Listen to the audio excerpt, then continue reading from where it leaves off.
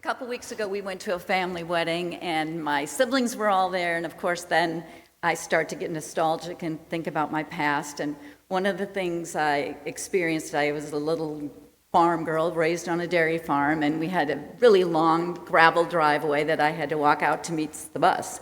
And being Minnesota in the middle of winter, when it was snowy and windy, my goal was to reach this little phone booth-sized metal shelter, because when I got in there, I could be protected from the wind and the snow, and it was a big relief on a cold winter morning.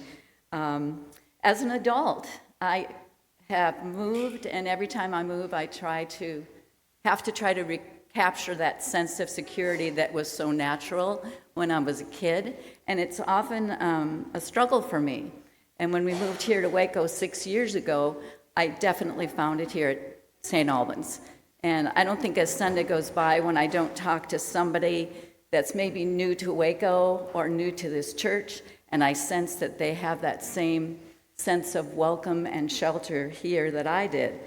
In a couple minutes, we're going to say something at the end of communion that brings me to tears, because we are acknowledging together that God has graciously accepted all of us as living members of his Son, our Savior, Jesus Christ. And that's what really brings me shelter. And I'm really grateful and thankful that I'm in it with all of you. So when I think back to that little shed I used to stand in at the end of the driveway, it was only big enough for me and my sister Deb, but this whole church has room for all of us and more. Thank you.